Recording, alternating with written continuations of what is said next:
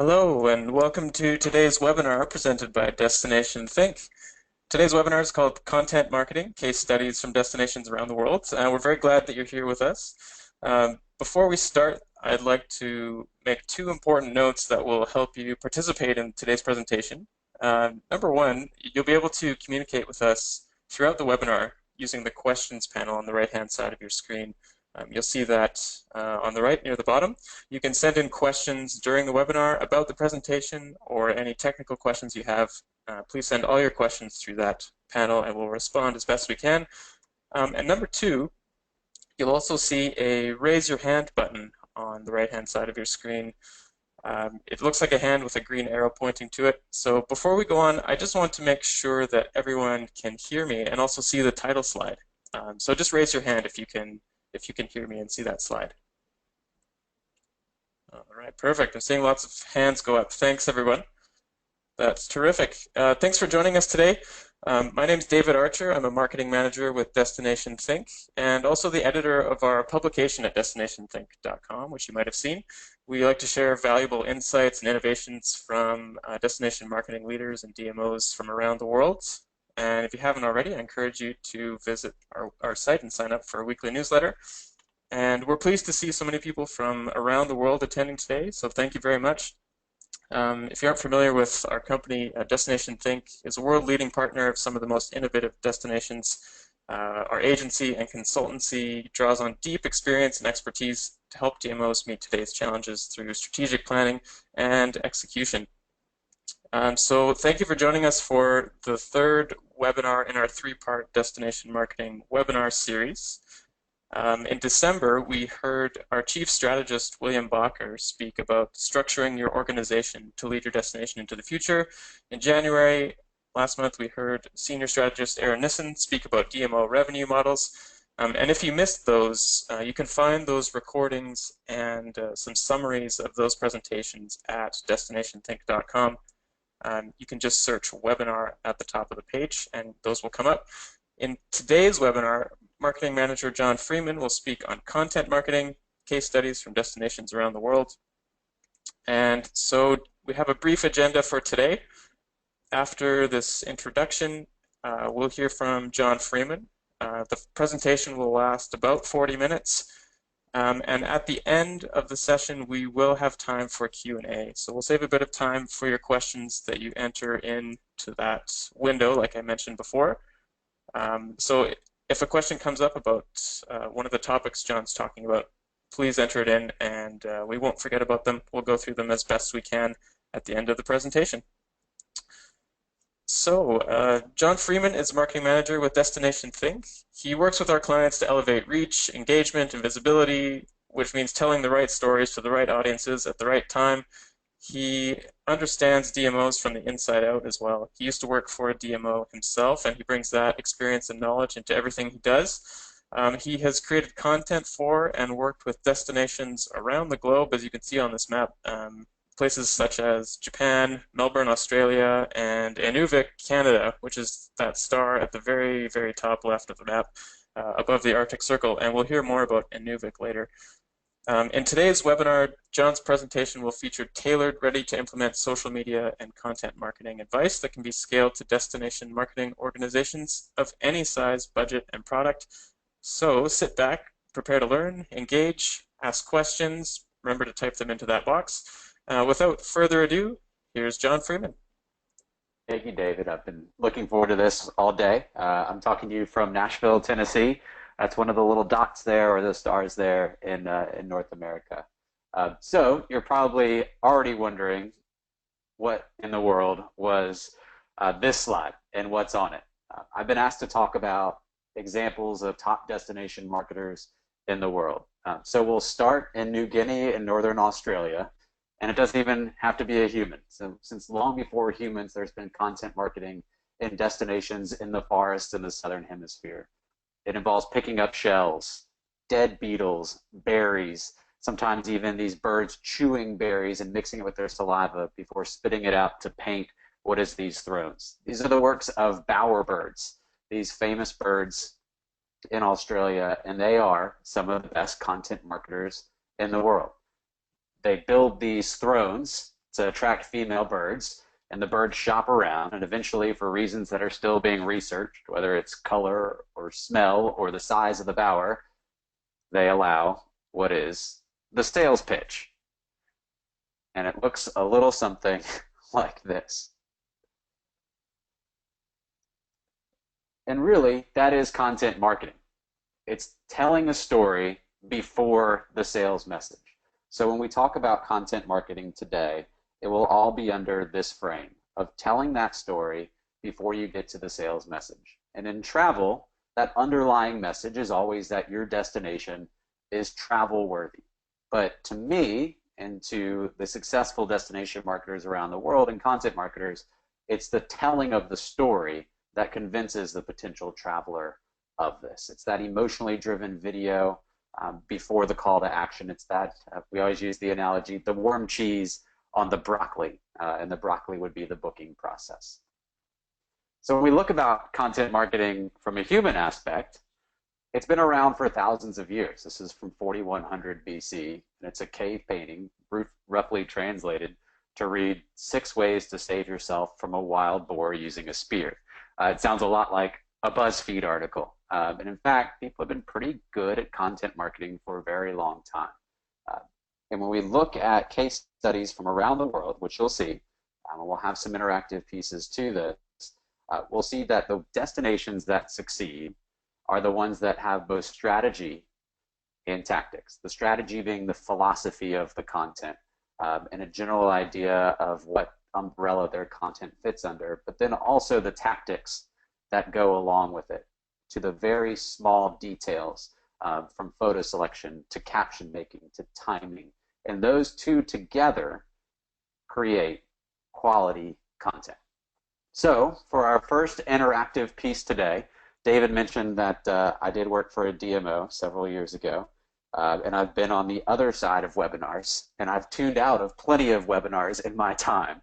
And I always find that the most interactive ones are the ones that I get the most out of. So I encourage you to interact with us throughout this, this webinar. And I encourage you to start in our first poll.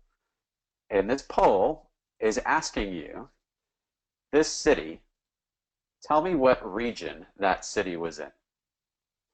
And everybody, you can see the poll in the very right side, or it might be in front of you. You have a different view than me. And we'll wait about 20 more seconds to get your vote in.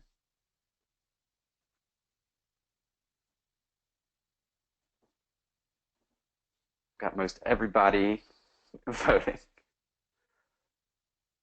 Our polls close in 3, 2, and oh, we got one more absentee ballot in there. There we go. So our results for that poll, 38% said Western Europe, 35% said Canada, and 14% said South America and Siberia. The answer is, this is Siberia. This is a Russian destination. I'm probably not pronouncing it correctly, Yekaterinburg. It's in Siberia. Last I checked today, it was 21 degrees below Celsius, 0, and has a major crime problem with gangs. But it looks like a tremendous city. It's bright, it's sunshine, and it looks a lot like a lot of the destination marketing in the past 10 years. The truth is, no matter how amazing your destination is, there's usually another one that has something similar. If your city was built in a lasting way, it was probably built by a source of water, whether that's a river or the ocean. Every building has cities and streets. Most are walkable. Here in the US, there's probably 100 destinations that claim to have the best barbecue in the world. I've seen destinations promoting being a top family-friendly destination while still being this beacon for nightlife. The truth is, destination marketing has grouped itself into niches, and no longer is this city by a river a valuable thing to sell. So when we think about creating, and this is part of the strategy, when we think about creating content for our destination and your destination, we always ask ourselves this one simple question. What would planet Earth miss if your destination fell off the map? And that's a great place to start with content creation, by asking yourself that question. Because in the answers, that's where you find your stories. So for our first example, of destinations that we've worked with and looking at case studies around the world, we've been really fortunate to work with an icon of a city, and that's Melbourne, Australia. And in this photo, Melbourne truly doesn't look much different than that random city in Siberia. It's got those skyscrapers. It's a beautiful city by a river. It's pleasant and it's sunny.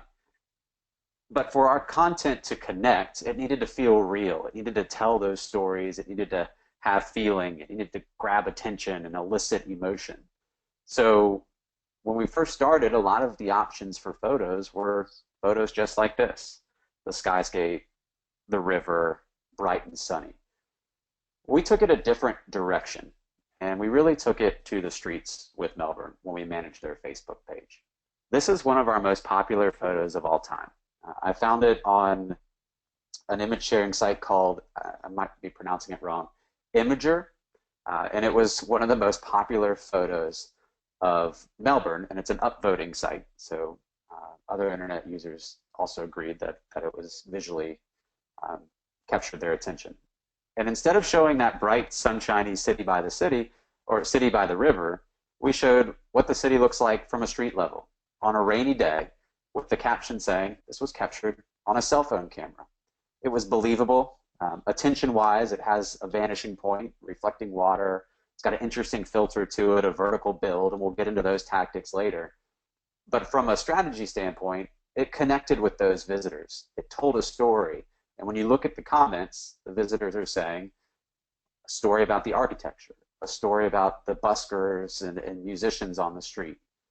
And we saw in the comments how it connected much differently than, say, an aerial shot of that city by the river. It also provided emotion, a sense of amazement, nostalgia, potentially even, in this case, a fear of missing out. So we always strive to create current, unique shots of the city. What's interesting about this post here, and this was one that had an organic reach that nearly doubled the actual organic audience of the page, is that we didn't overthink anything. This was a water slide that we got a photo of, and it was posted the day after the water slide was set up in a public square. The interesting thing is that our audience was based in the United Kingdom. And by the time that they saw this photo and reacted to it, there is absolutely no chance that anyone who saw the post in the UK could physically fly to Melbourne and experience this slide before it was packed up. But we had the freedom of a simplistic strategy to elicit that emotion, to create a story of what's happening in the destination that day. And in this case, if the destination of Melbourne fell off the face of the earth that day, the world would miss a city in which it's possible to take a giant water slide in a public square. So we look at content from around the world, and in content marketing for destinations around the world, the emergence of social media has grouped us into niches. Something for everyone no longer exists anymore. We're all looking for our own interests in content, and we're all looking for stories that speak to us because the internet has grouped us into those niches and allowed us to connect with the people and the destinations that play to them. So when you think about creating content, think about the word extraordinary. There's subtle differences in the word extraordinary. Would you rather create content that's extraordinary to a small group, or would you rather create content that's extraordinary to a large group? So when we're creating content for destinations, we always say, is this extraordinary to a group? Taking a look at another example from around the world, Cleveland, which is actually not too far away from me here in the United States. They've recently undergone a complete overhaul of their messaging, their branding, their style, their outlook, and it's seen some incredible success. If you reverse 10 years ago, Cleveland was one of the most ridiculed cities in America. It even developed this terrible nickname called the Mistake by the Lake. And from a tourism standpoint, it was grasping at anything it could to attract tourists. This is a screenshot of their website several years ago. There's an elephant on it, which is not something I normally associate with Cleveland. And this was the city trying to appeal and be something for everyone. Most recently, Cleveland underwent a genius rebranding, and they went from something for everyone with an elephant in the zoo type Cleveland to this. And I'll give you a moment to read this because this is one of the neatest, most convincing destination explanations I think I've ever seen a DMO create.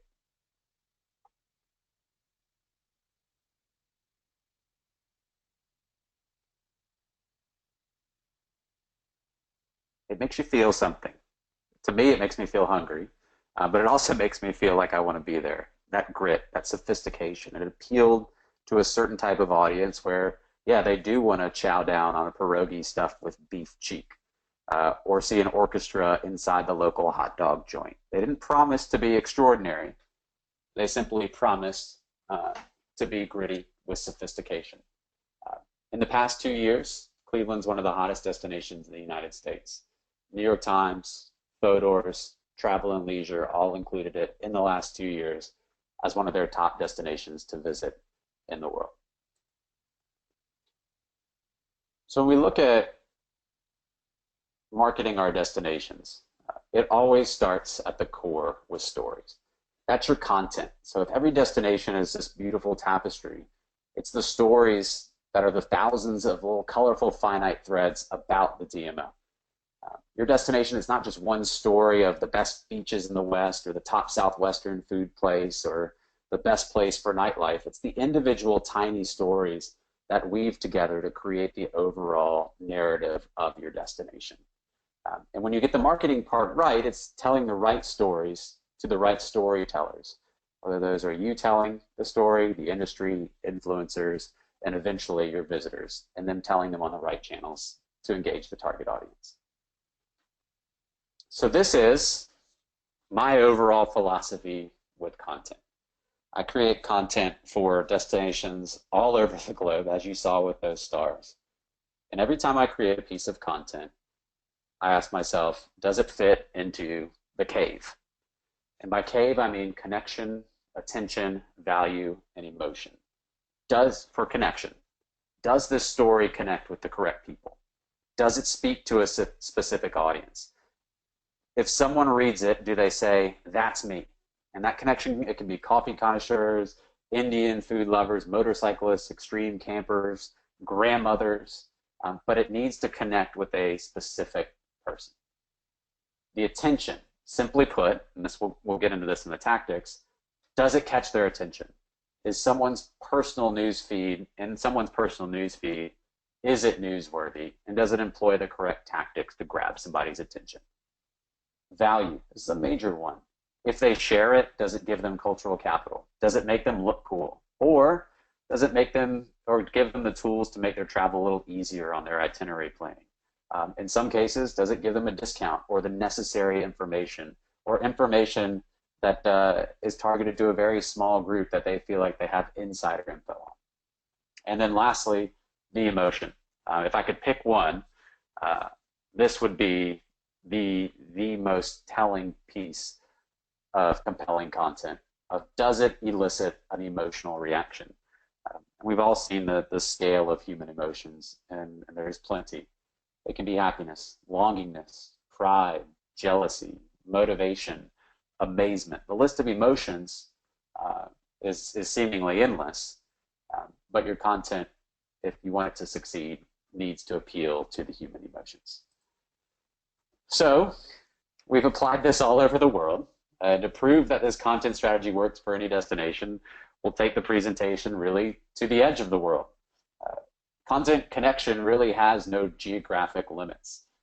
We were asked by a town really high up in Canada to boost their Facebook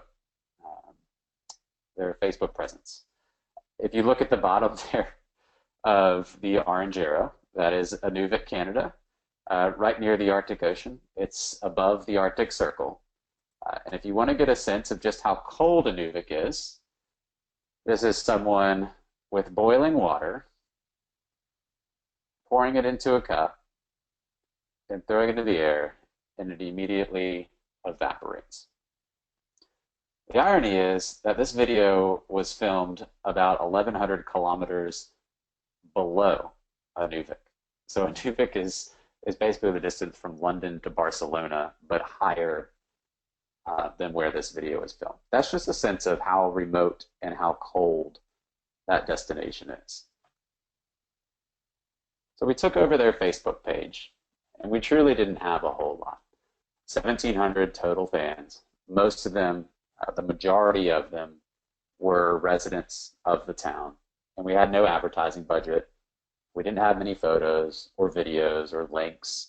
There were very few articles written about the town, but we did have stories, and that means we had content. Even the most remote destinations on the tiniest of pages, the same tactics of strategy on content still ruled. We were trying to find those stories from the locals and telling them to the world. The problem was we had to find them. So like the town's roaming Arctic fox, we really had to dig below the surface to find those stories. So where do you find content for an Arctic destination in which 3,000 people live there? We set up a geocode on Twitter to find every single tweet that had ever been tweeted within a 50-mile radius of the town. We searched deep into Pinterest. We used a tool called GramFeed, which is now turned into PicoDash, which is an amazing tool. Write it down, PicoDash. And you can locate every Instagram photo ever posted from a certain radius around Inuvik. We used an archived version of Google Blog Search to find any past websites and blogs. We even heard that the town's mayor was a hobby photographer, and we got him to drop some photos into an online hard drive. Before we know it, we'd accumulated a fair amount of stories and pieces of content. But what does it all matter if the page only had 1,700 followers and most of them are locals? We decided to basically become the town's newspaper. Internet usage in the Arctic is exceptionally high, and we also realized that there was no daily town newspaper. So when we were talking with the director of tourism, she mentioned just how positive the people were about Inuvik. They were incredibly proud of their town. And then we combined that with the outlook of Mark Zuckerberg, in which his stated goal of Facebook is to build the perfect personalized newspaper for every single person in the world. So what's a newspaper full of? Well, it's stories. So if we could create that content that connects emotionally, grabs attention, and offers value to local residents, and connects with this Arctic group on a daily basis, that they would end up essentially being our paper distributors. So every single day, we took content and we shared it with the locals. Their sun dips in December and doesn't rise again until January. We found that there was a man that was running several dozen kilometers a day on the Arctic Road, and posted stories about him. In a way, we did traffic reports. They had the world's most northern stoplight. We found that doing an Instagram search for a geocode. Little movie snippets or reviews, almost like cartoons. The town has quite a lunar landscape. Even when the Canadian Air Force, we contacted the Air Force after we had heard they'd done a flyover, and we were able to get a photo of their jets over the small town during one summer. We even posted a little bit about weather. On a rare occasion, Inuvik had was considered a heat wave and was warmer than most major cities around North America in the world. And we continued to share things like events, what's coming up that week, what exceptional things are happening. We contracted, or we didn't contract, we contacted other photographers around the area, and were able to get a feed of what they were doing on a daily basis. And before long, we were able to provide the town with enough value on a daily basis of covering the things that were happening in their town that they rewarded the page. So this is a post that I'm particularly proud of. We asked for a favor in which we asked basically the local residents to answer a question of why do you need to visit Inuvik in their lifetime? Why one of their friends should visit the town in the next couple of years. And the post with a page of roughly 3,000 people at this point, reached over 19,000 people. When we did a local search of it, over 10% of the town had shared this on their own Facebook page, on their own Facebook profile. We turned the town's residents into our global paper boys by sharing their stories and their unique stories on a daily basis. So before we knew it, the page ended up growing to about 3,600 fans. And even though that's a really small amount of fans, especially for a very northern town, we found that they were more active than really any destinations page that we had worked with. And these were the results. Eventually, one of our posts about the 24-hour sun that Inuvik experiences during the summer for roughly 50 days, because they're so high up, the sun just dances along the horizon. It doesn't actually dip below it. One of our posts was shared by a fan, and through multiple layers, it caught the attention of a writer at Canadian BuzzFeed. And that turned into an article, which is one of Canada's most visited web pages. And then that article was picked up by AOL News, which was gaining most of its traffic in the United States. And then all within a 48-hour span, that was picked up by several news sources. So one day later, it's on ABC News, which is one of the top news outlets in the United States, and it was on the front page. And the next day, it was on the highest rated morning show in America with a video feature. So we went from 1,600 fans to the prime spot in a major television show, all within about a year. And the town's residents helped us get there by sharing those stories. So when we look at the impact and the ROI of what that means for Inuvik, is that content was able to take a town that was hitting a dangerous zone, because they were originally built on the promise of natural resources, and those had dried up and they needed another industry. And now that industry is tourism. It's an interesting quote here that in 1 week, Inuvik, this tiny town at the top of Canada, their guest book was signed by visitors from 6 different continents. I always think of viral marketing. It's called viral marketing because it works much like a virus.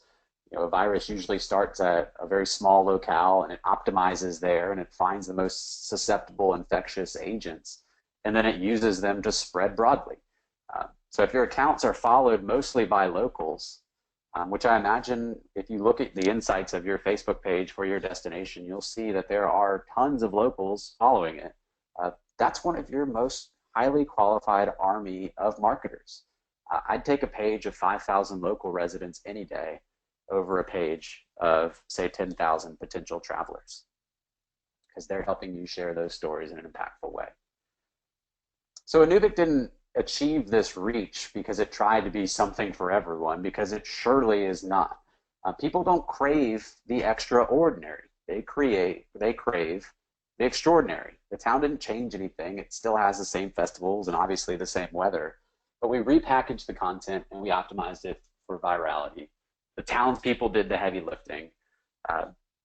And really, we convinced people, or we informed the right people that Inuvik has what they needed. And the right people were the ones that were looking for extreme adventure, the ones that wanted the really random Instagram selfie, that they were so tired of their cities that they felt this compelling urge to visit what is the end of the world.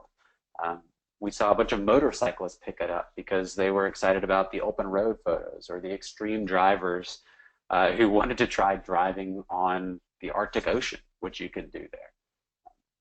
So our stories eventually drove visitation because they appealed to those people who weren't looking for that something for everyone. So that's a lesson from the top of the world in overall strategy. This is a very American slide because it involves football. And it talks to the transition from strategy to tactics. So with strategy, it's telling the right stories to the right people. That's like the quarterback in American football. But the tactics are the actual physical ability of making the catch, the footwork, the touch, the strength, and everything that comes with it. So we'll dive into tactics, and I'll use another sports analogy. The Tour de France, these are a bunch of yellow jerseys, and they represent every winner of the Tour de France since the race was started. Ironically, the Tour de France was started as a piece of content marketing. Over 100 years ago, a magazine named Lotto, they created the race because they didn't have anything to write about. The actual yellow jersey comes from the yellow pages of that magazine's colors, or the colors of the magazine's pages. And for 96 years, the Tour de France did not have a single British man to ever win. The closest they'd come was in 1967, where a British man was leading the race and he actually collapsed of a heart attack and died on the largest climb. So there's just this wonder of why are the British not able to win this bike race that is so close to them? A developed country should be able to have a winner. And truly, there was no answer until this man came along. His name is Dave Brailsford. He was not a very accomplished cyclist. He quit after a couple semi-pro races in his early 20s. He had a bachelor's degree in business, and then he went back to school for sports psychology. Yet he was introduced as the head coach of a Tour de France team called Team Sky, which almost solely employed British riders. And he looked at the Tour de France. He said, it's an incredible race. It's over 2,000 miles in 3 weeks, which is an amazing distance. It's roughly the distance of Ireland to Africa. And he said, in those 2,000 miles, in nearly 100 hours spent racing, the overall winner wins by just 1 or 2 minutes usually. So right before he took over, the last race had gone 86 hours, and the difference between first place and second place was 84 seconds. And over all the course of time of that race, first place was about 0.0001% faster than second place. So what he did was he instilled this system of marginal gains. And he said, if we can be better, 1% better at everything we do over a long course of time, that will separate us from the rest of the pack. So what did those marginal gains look like for this cycling team? Custom bedding and pillows, because sleep is so important to a cyclist. He got a professional surgeon to teach his team how to properly wash their hands so that they wouldn't get sick, because if they got sick, they would lose training days. He wanted his team to breathe clean air in the hotels. They optimized the massage gels. They cleaned their floor so that dust wouldn't get in their gears of their bike in their bike shop. Everybody got a custom seat. They gave them flavored water because they knew how important hydration was, and that the athletes were more likely to drink water if it was flavored. They didn't even allow them to shake hands or take the courtesy buses that were provided at races because they knew there was a lot of germs on them. So they implemented all of these marginal gains, and they did it over a course of time. And in this case, it was about 1.5 years. And they tried to do everything 1% better. And over that time, the improvement from doing it 1% better as opposed to 1% worse started to make its impact. Within 2 years, a British man named Bradley Wiggins won the Tour de France that summer. You might remember that Britain won 8 gold medals in cycling. And in the last 3 years, another British man has won the Tour de France 3 times. He changed cycling. And he gave me what I believe is the perfect tactical approach to content marketing. Because just like the Tour de France, content marketing is extremely competitive. So we've moved from the cave walls to the Facebook wall and the Instagram feed into one of the most competitive spaces in human history, the 4-inch personal phone screen that sits in someone's hand and that they look at hundreds of times a day. That us as content marketers and destination marketers, we're competing with everyone for that 9 seconds of attention, those few inches of newsfeed space, those limited numbers of clicks, shares, and time and dollars. So with every Facebook post and Twitter post and Instagram post, all of those, except for Twitter, are algorithm-based. There's an opportunity to join in and win in this battle for engagement. So just how competitive is social media and content marketing? Well, you can see there, it's one of the most competitive places on the planet. 1,500 potential stories every time somebody looks at their newsfeed. To make a comparison, it's more competitive than advertising in Times Square. So Tony in Nebraska's Facebook feed is harder to grab attention on and comprehension than it would to be a visitor's attention in Times Square in New York. But social media has really leveled the playing field, and now the destinations like yours, they don't have to pay to compete for that time and attention with brands like Kodak or what else you see here, a peanut company or Pixar like you see in this GIF. Uh, they can do it by optimizing their content. And it's truly my belief that if you don't optimize your content and use the parameters of the platform, it's the equivalent of going to New York City and Times Square and walking to the bathroom and just writing "Visit Your City" on the bathroom wall. No one's going to see it if your content isn't optimized with the proper tactics. So what are tactics? This is the actual definition of tactics. From a battle standpoint, it's like you can know how to swing a sword, but if you don't sharpen your blades before combat, you're not going to get very far.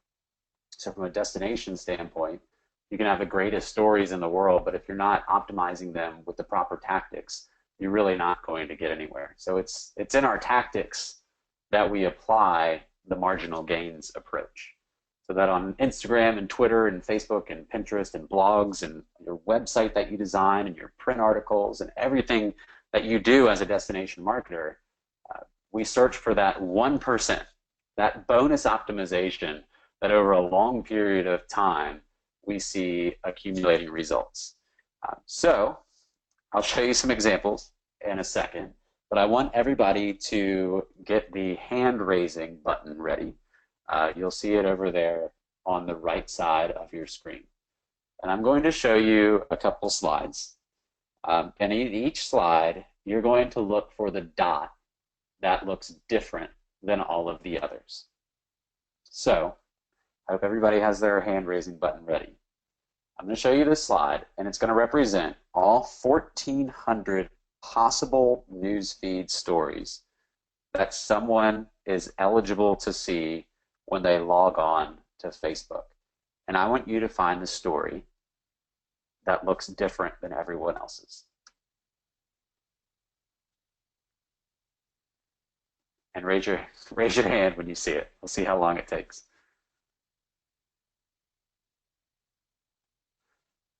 Adriano's the first one. Couple. Took you guys a while. And it should, because this is representative of what your story, your amazing story about your destination is if it hasn't been optimized. We have to look on a very basic level of grabbing people's attention on the platforms that we are given. So let's try it again. I'm going to put everybody's hands down if I can figure out how to do that. Okay, we'll put your hands down. And we'll try the next slide. Can anyone find it now?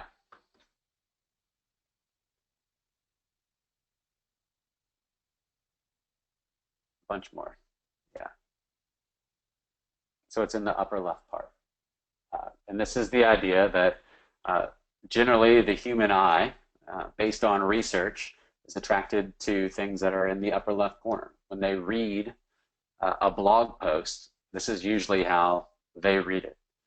So another opportunity to finding a dot and making that newsfeed story stand out is, well, why not make it a little brighter than other posts?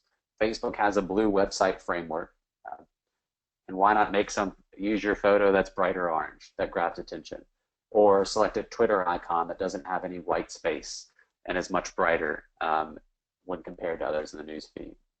This can be represented in finding the stories in these competitive newsfeed spaces by simply making your link thumbnail the exact display proportions recommended for desktop and mobile use on Facebook.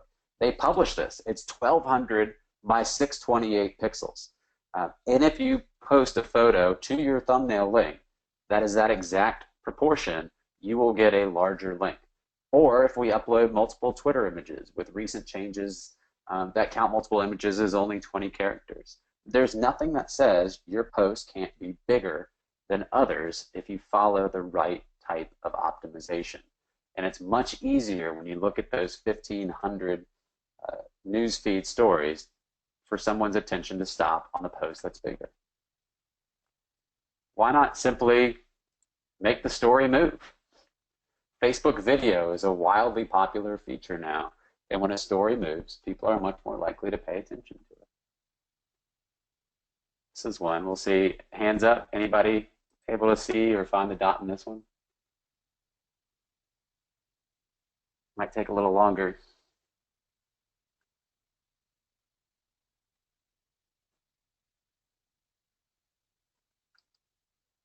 It's tough to find because those people are looking at you. Freddie Prinze Jr., if anybody remembers. Well, how about now? Can you find it a little faster? Much faster.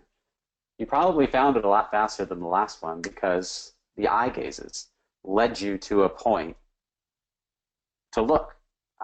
And if we were to use this analogy for a Facebook post, when you're creating, or on Instagram, when you're creating a photo and it's got a subject in it, and say you have a mountainous destination and you want people to look at the grand vista, have the people in the photo look out to where you want them to focus on. Because generally people will do the same when they look at that photo. So these are just little optimizations, and we'll take a look at what they look like in real life. But if you don't optimize, this is basically what your story looks like on someone's newsfeed. So here are the optimization examples. If you pick up your phone right now, I've got mine in front of me, most of you I imagine do. Just go ahead and open your Instagram, if you have Instagram. So everybody open up their Instagram and scroll down. Just flip through photos real fast. I imagine the majority of you, when you did that, actually I can guess about 67% of you based on research, picked up your phone with your right hand and used your right thumb to scroll.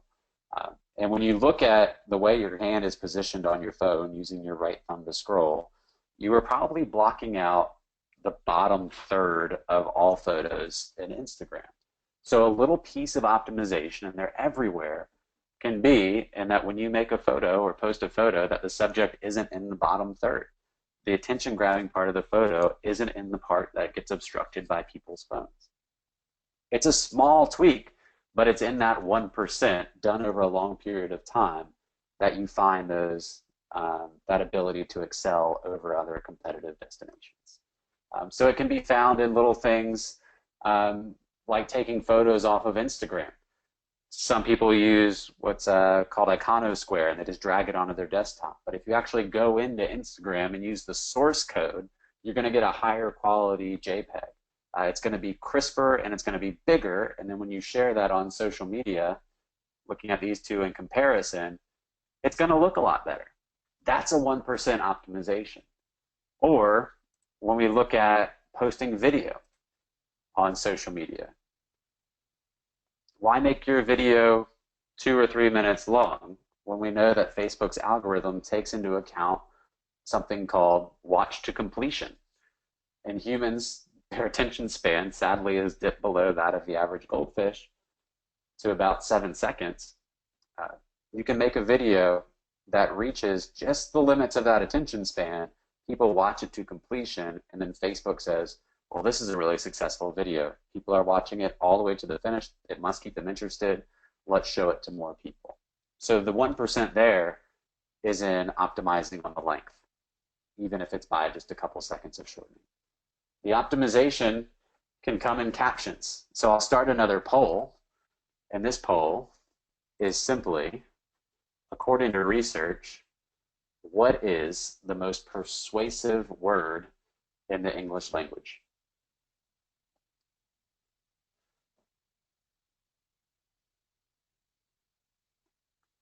Give it about 15 more seconds.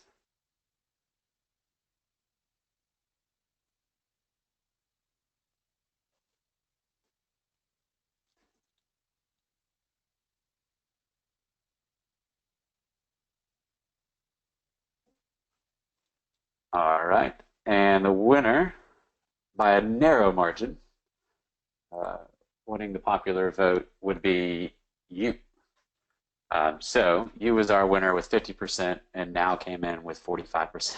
And somebody must be getting close to getting off work because we did get one vote for wine o'clock. Uh, it is you. That's the most persuasive word based on research in the English language. So in the caption, it's when we were working with Japan, almost every caption we use the word you. Uh, would you hop onto this train? What about Japan mesmerizes you? Just simply ending a caption with the word you or starting it with the word you can be that 1%. And over a long period of time, all of those successful posts will boost your engagement, it will boost your algorithm standing, and will make your destination much more exposed on social media in a positive way. Little things like heat mapping. Remember when I talked about the vision, having your subjects look out towards what you want them to look at instead of directly at the camera. That gaze that person is taking with their dog leads your eye out to the incredible scene in Alberta. We'll do another one. This is another chance for optimization, and this is our last poll. Take a look at all these photos. This is from a client that we work with called the Calgary Stampede, which is one of the biggest events in the world.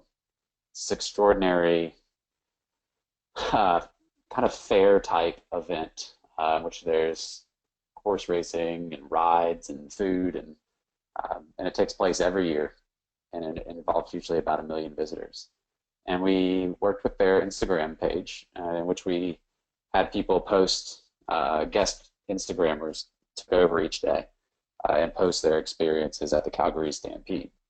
And out of these 4 photos, I want you to tell me which one got the most engagement on Instagram. So take a look, and then I'm going to launch the poll.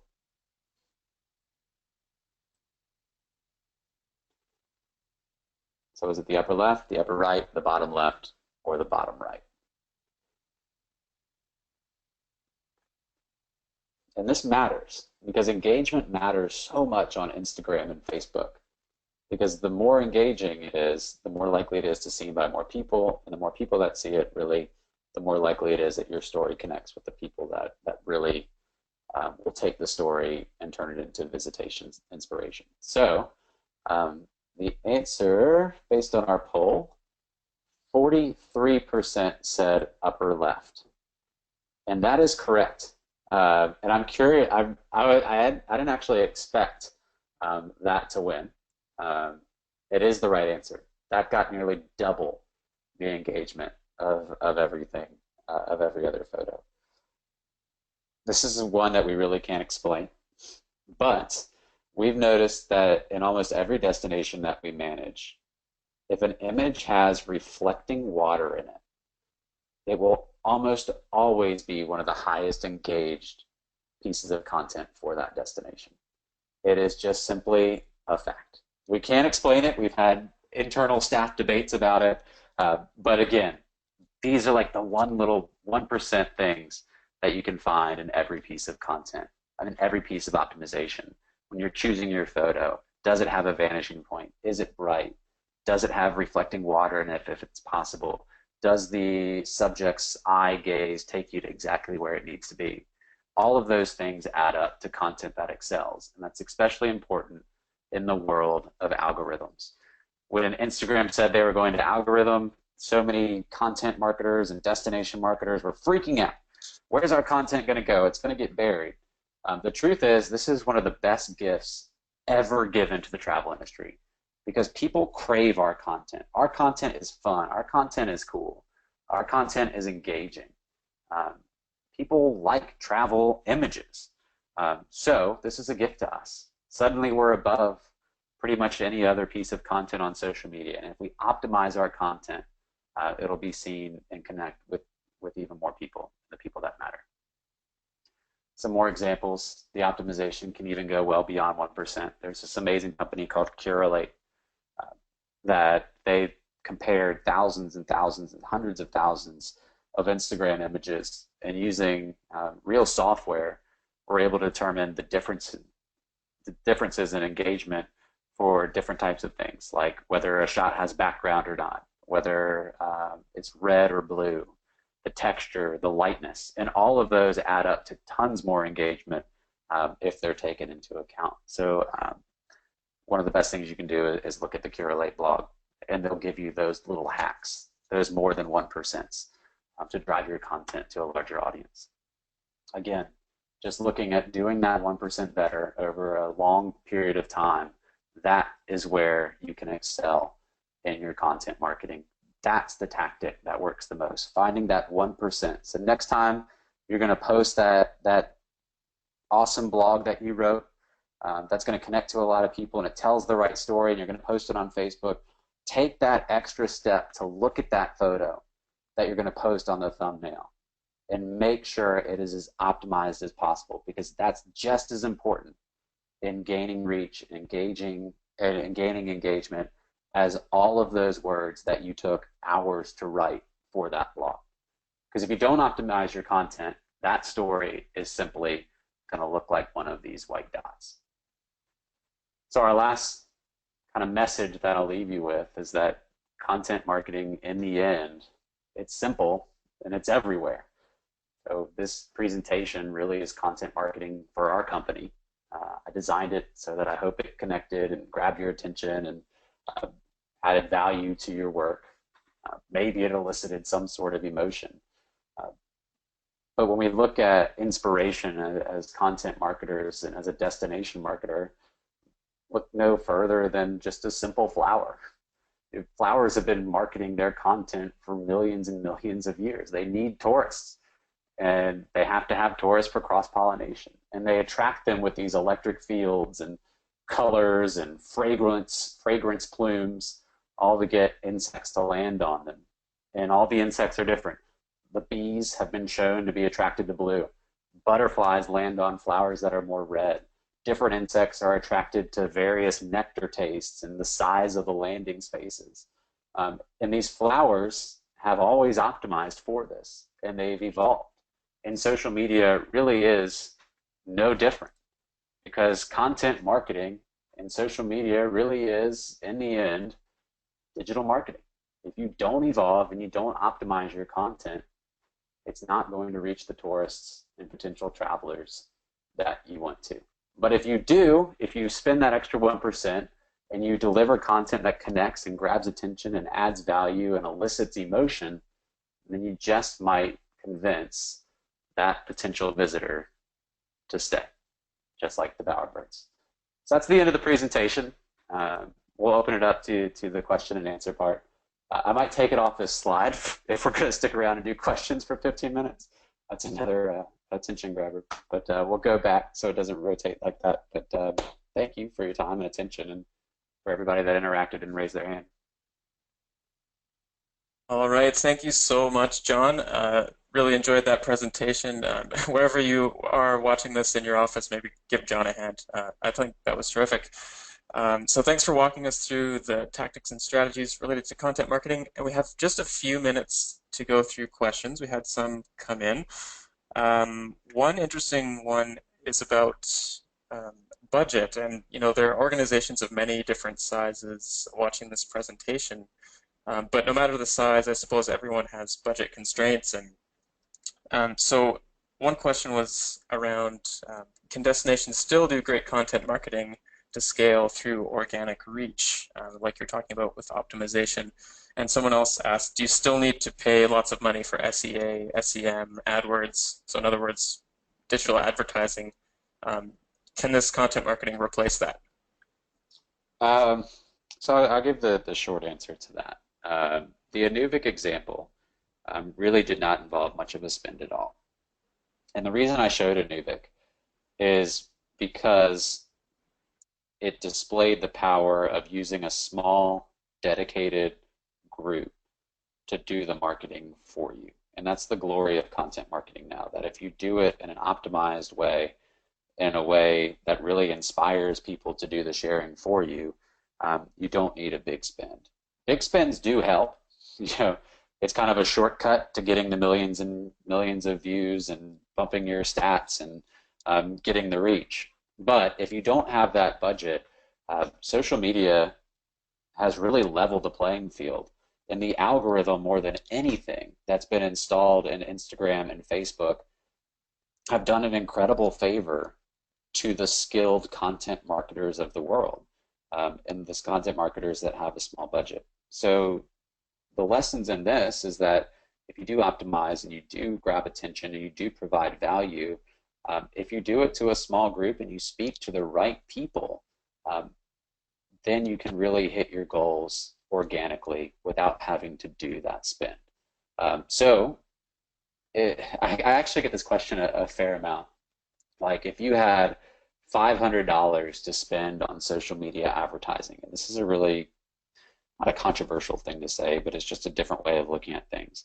If I worked for a DMO and I had $500 to spend on social media marketing, I would go to Facebook and I would advertise to people who live in my destination.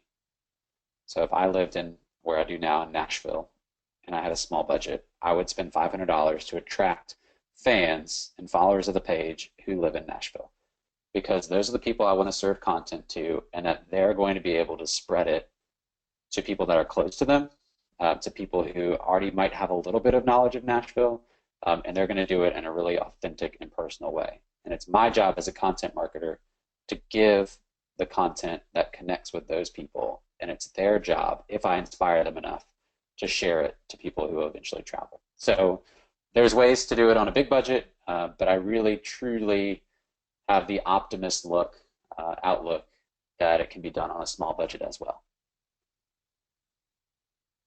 Perfect. Thanks so much. We had a question come in from Jeffrey. On a tactical level, what platform do you use for social listening? Maybe can you just, you mentioned a few along the way, John. Do you mind just telling us about those? Yeah, let me see if I can pull out the chat, and I'll type them in, because one is simply Hootsuite. And what you can do with Hootsuite, and simply just Google this, do Hootsuite geolocation search.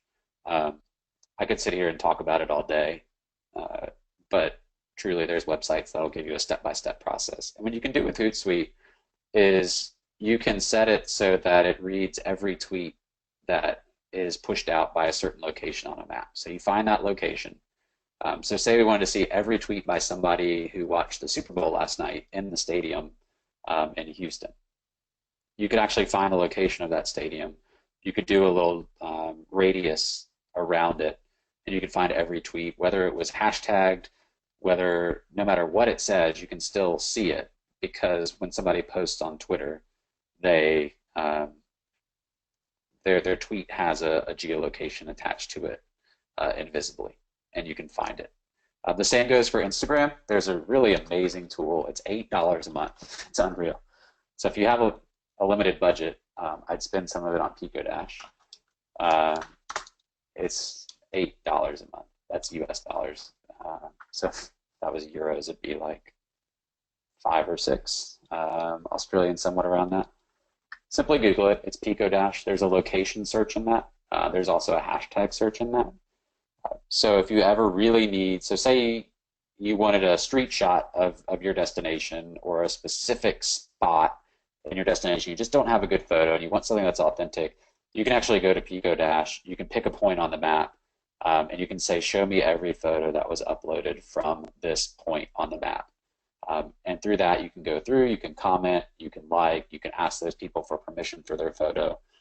And both Hootsuite and Pico Dash have a hashtag search feature as well. So you can always do listening through that. So listening is kind of two-sided. There's that engagement part of it where you talk with people and have conversations, which is wonderful. Every DMO should view social listening just like as an extension of their visitor center. And then there's also the ability to listen and curate content from people and do it based on locations that you want to search. That was a long answer to a pretty short question.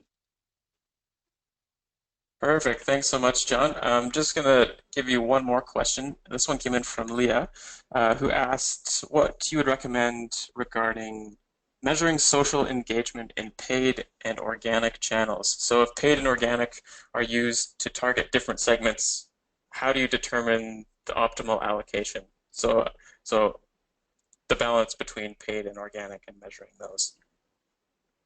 Hmm. I mean, I think so paid is much more structured. So when you do paid advertising, there's a general sense of um, your impressions, what you should get for impressions, what those should cost. Um, you always want to go above the average. Organic is a little differently, or looked at differently because the size of page matters. So if you have a 5 million person page, your engagement's going to be much lower than if you have a 50,000 person page. That's just a matter of fact. Uh, I would advise looking at them separately. So your engagement rate on paid should potentially be a little higher than, say, on organic, because on paid, you, as a skilled content marketer, should be targeting very specifically towards people that your content speaks to.